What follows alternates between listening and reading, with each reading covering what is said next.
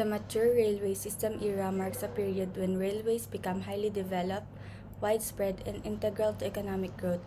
This era, which mainly spans the late 19th and early 20th centuries, saw rail networks evolve into key infrastructure that transformed transportation and industry. During this time, railways expanded rapidly across Europe, North America, and parts of Asia. Advancement in track design, locomotive technology, and signaling systems made trains more efficient, faster, and safer. Transport became vital for moving goods like raw materials, agricultural goods, and manufactured items, fueling industrial growth. Railways also had a significant societal impact by improving travel and linking urban and rural areas. They contributed to urbanization and the expansion of industries like steel, coal, and manufacturing, all of which relied heavily on railroads. Example is the completion of the Transcontinental Railroad in the US in 1869 connected the East and West Coast, boosting trade, settlement, and economic development. Likewise, in Europe, the growing railway networks in countries like Britain, Germany, and France strengthened their industrial economies. Technological advancement. Powerful locomotives improve signaling system for better safety and efficiency. Ito po nakakatulong sa pagpapabuti ng kaligtasan at kahusayan ng mga tren. Industrial growth, essential for transporting raw materials and goods during Industrial Revolution. Dito po, mahalaga sa pagpapadala ng mga hilaw na produkto noong panahon ng Rebolusyong Industrial. Boosted industry like mining, manufacturing, and agriculture. Dito naman po is nagpapalakas ng mga industriya tulad ng pagmimina, pagmamanufaktura, at agrikultura. Good morning, ma'am. Good morning, everyone. Ako po si Reynan Joshly G. Galban from BS HM2C. And ang topic ko po sa aming presentation is passenger service and economic and social impact. So, ano nga po ang passenger service and economic and social impact? Ang passenger service plays a crucial role in both the economy and society. It creates jobs, boosts tourism, supports business, and generates government revenue. Efficient transport system also drive infrastructures development and trade. Socially, passenger service improve mobility, connect urban and rural areas, enhance accessibility to essential service, and promote environmental sustainability. They also foster social inclusions and cultural exchange, making travel more affordable and convenient for all. So, ang passenger service daw po ay sadyang in-establish para mag-create ng more jobs and boost tourism, support business, and generates government revenue. Sa madaling salita, kaya daw po nabuo ang passenger service is para kumita ang government and maboost yung tourism at mas makilala kung ano yung meron sa isang bansa, and para masuportahan din po ang ibang business. That's all po. Express Travel System Era. The Express Travel System Era refers to a period in transportation history when faster, more efficient, and reliable travel services were developed focusing on high-speed trains and quicker connection, particularly from the mid-20th century onward. Ang Express Travel System Era po ay panahon kung kailan mas naging mapabilis ang mga pagbiyahe. Nagsimula po ito noong kalagitnaan ng 90s nang naibenta ang mga tren na tumatakbo ng napakabilis. Halimbawa, noon po inaabot ng ilang araw ang biyahe mula Tokyo papuntang Osaka sa Japan. Pero nang magkaroon ng tren, kaya na nitong bumiyahe ng ilang oras lang. Dahil dito, mas madali ang paglalakbay at mas mabilis na naisagawa ang mga negosyo. Example, sa British Railways, crucial to the UK's industrial development, US Transcontinental Railroad, connected to the East and West Coast. Sa Japanese Railways, known for advanced technology. Sa British Railways po, ang release po ng tren sa UK nakatulong sa pag-unlad ng mga pabrika at negosyo. Halimbawa po, noong may riles na mas mabilis nilang nadadala ang mga produkto tulad ng mga tela, bakal sa iba't ibang lugar, kaya mas lumago ang kanilang ekonomiya. Sa US Transcontinental Railroad naman po is, ang riles na ito ang nagdugtong sa silangan at kanlurang bahagi ng Amerika. Halimbawa, dati ilang buwan ang biyahe sa kabayo or karwahe, pero nang magkaroon ng riles, ilang araw na lang ang biyahe mula New York papuntang California. Sa Japanese Railways naman po is, kilala ang trend sa Japan sa bilis at teknolohiya, gaya ng bullet train. Halimbawa, ang biyahe na dapat ilang oras ay nagiging ilang minuto na lang dahil sa sobrang bilis ng tren nila. Good morning everyone, this is the presentation of crypto. High speed trains. Introduction of bullet trains. Shinkansen in Japan in the 1916 revolutionized long distance travel. Focus on reducing travel time between major cities. Dito po, ang pagkakilala po ng mga bullet train tulad po ng Shinkansen sa Japan noong 1960 ay nagbago po ng long distance na pagdalakbay. Ang layunin po na ito ay para po sa mga bumabiyahe po ng 4 na oras ay ginagawa na lang po nilang 1 oras. Tapos dito naman sa advanced technology, trains became more technologically advanced with electric engines, modern signaling and better track system. Dito naman, ang mga trend daw ay naging mas technology na advanced dahil sa paggamit ng mga dekuryenteng makina at makabagong signal. Tapos, mas pinahusay ng mga sistema ng rails. Tapos, dumating din ang mga maglev train, magnetic levitation, na nagbibigay ng mas mabilis at mas maayos na biyahe. Efficient scheduling. High speed na train ay nagpro-provide ng regular at maayos na serbisyo. Ang mga express na ruta ay umaakma sa mga business at long distance na travelers na nag-reduce ng travel time. Sa economic and social impact, mabilis na serbisyo ng tren ay nagpapabuti sa connection between boosting tourism, business, traveler, and regional development. Kabilang sa mga examples na ay ang Shinkansen, Eurostar, at TGV na nagpapabago sa transportation at paglago ng ekonomiya sa kanilang rehiyon. Automobile bus travel system era refers for a transportation. Noong 20th century is nagkaroon ng transformation and upgraded sa mga sasakyan. So kasabay no, nagkaroon din ng mga tulay, mga daan para sa transportation. Then pagkatapos doon is hindi na rin tayo gumagamit ng mga kalesa, hindi na din tayo nagko-commute sa mga tren, hindi na din tayo naglalakad. Malaki ang tulong nung 20th century kasi nagkaroon na din ng mga upgraded sa mga sasakyan, which is yung mga makalumang sasakyan is nabago and napalitan. Rise of personal cars. Noong 1902, nilabas ni Henry Ford ang Model T, ang kauna-unahang sasakyang abot kaya para sa pangkaraniwang tao dati. Ang kotse daw po ay parang luho lang sa mga mayayaman, pero dahil sa mass production, naging possible para sa mas maraming pamilya ang magkaroon ng pangunahing sasakyan o sariling sasakyan. Dahil dito, nagbago ang paraan ng pamumuhay natin. Hindi na kailangan umasa pa sa tren or kalesa or kabayo at mas naging malaya ang mga tao sa kanilang pagbiyahe. Mas lalong napadali. Expansion of road network. Habang dumarami ang mga sasakyan, kinakailangan din palawakin at pagandahin ang mga kalsada.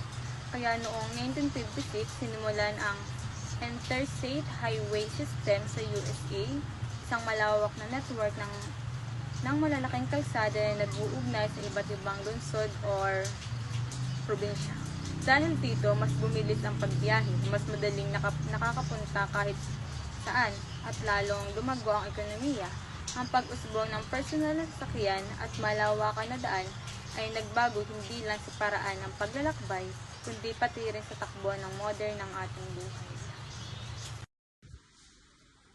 Hi, good day. I'm Janela Elagan. And when it comes to increased mobility in suburbanization, the automobile allowed people to travel longer distances for work and leisure, leading to suburban growth.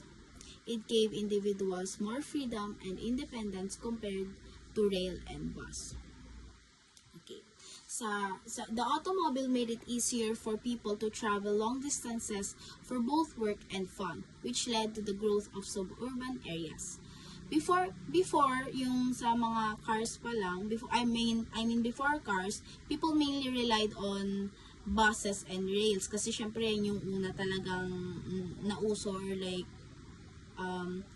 yun yung unang lumabas, yun yung way main transportation nila that time, which had set routes and schedules. Syempre, naka-schedule yan kung kailan meron, kung kailan may biyahe, kung kailan wala. So, it is a public transport. Up until now naman po, is ganun talaga. Kailangan mag-intay punuan yung bus, diba? Hindi yan basta-basta aalis. So, ang negative po nun is, syempre, hassle kung nagmamadali ka. Hindi ka pwedeng magreklamo kasi nasa public transport ka, and yun yung talaga yung kalakaran talaga kapag sumakay ka ng bus and rails. Trains. Making it harder to live far from cities. So, ang nangyari ngayon is, since nagbabiyahe nga, yun yung yun yung talagang transportation that time, so nagbabiyahe, kaya yung syudad is lumaki yung population. Kasi syempre, nandun yung trabaho, so dun na sila magi-stay din. Kasi nga, mahirap kapag lumayo pa sila kasi mahirap ang biyahe. So, ang nangyari, with cars, which is the automobile, naging mas madali ito. Kasi, more spacious, tapos, easily to drive, papunta sa kanilang mga trabaho, or so kung saan man sila pupunta sa syudad. So, since may mga tao talaga na nagpe-prefer ng tahimik na buhay sa bukid, sa mga medyo malalayang lugar o tagong lugar like suburban areas nga na kung saan is hindi siya ganun kasyudad or tingnan. So, ang nangyayari is dun sila nag-i-stay. But, ang negative lang nun is nahihirapan sila pumunta sa mga work nila. So, ang nangyayari, with the help of cars or automobile, is napadali yung yung pamumuhay nila kasi hindi na nila kailangan mag-commute, and nasa sa kanila yung kung anong oras sila aalis at kung anong oras.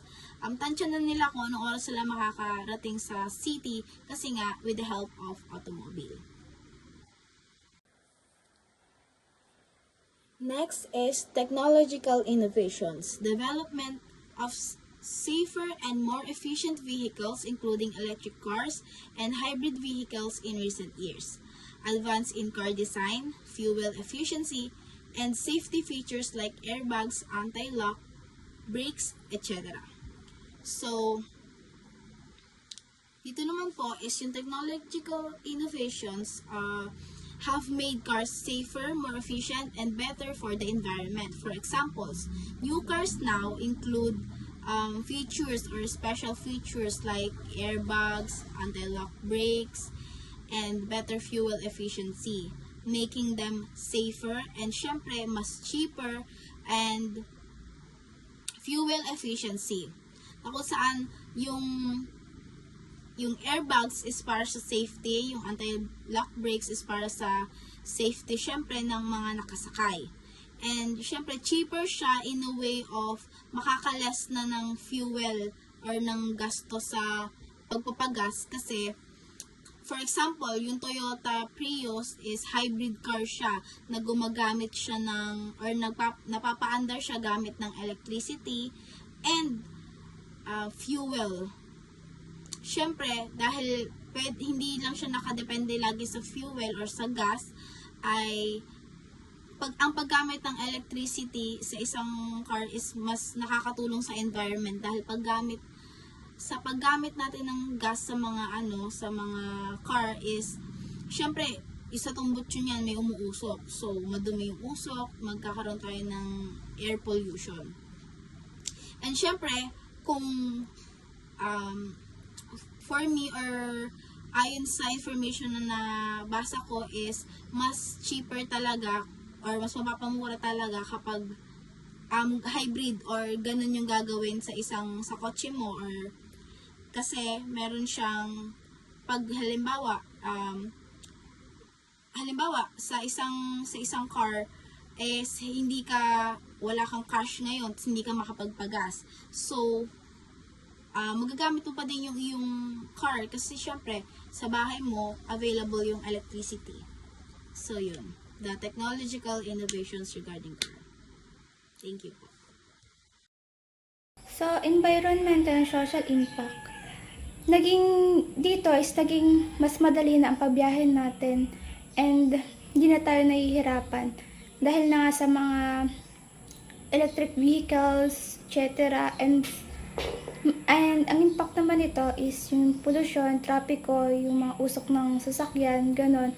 And may example din tayo which is yung Ford model and interstate highway system and electric vehicles. Modern tourism travel system era. The modern tourism travel system era refers to the period when tourism became a major global industry driven by advancement in transportation technology and accessibility. Dito po sa modern tourism travel system era po is yung the way po ng pag-travel po nila is naging kompleto po sila. Naging mas madali po yung way ng pag-travel po nila. Tapos naging mas madali din po yung pag-review po nila ng place gawa po sa yung mga sa mobile app po. Gawa po sa cellphone, mas nakikita po, mas napadali po yung way po ng pag-travel. Kunwari po, mag-travel po tayo sa ibang lugar, pwede po tayong mag-online booking na lang po para pwede po natin tingnan sa cellphone po yung mga views. Mas naging madali po dito yung way ng pag-travel kaysa po mag-actual visit po tayo doon sa place para matingnan lang po kung maganda o ayos po. Yun lang po. Technology and online booking. The rise of online platforms such as Expedia, Booking.com, and Airbnb revolutionized how people plan and book travel. Digital tools like GPS, mobile apps, and online maps improve navigation and booking processes. In technology and online booking, mas efficient at convenient ang booking process ng mga flights.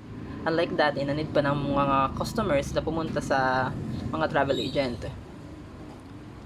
Real-time rin ang availability sa online booking kaya kita agad nila yung mga options and di na rin nila need magpabalik-balik sa mga travel agents para malaman yung mga pwede na lang kunin. Mas malawak rin ang reach ng online booking at it also offers more services para sa mga clients. For tourism and infrastructure naman,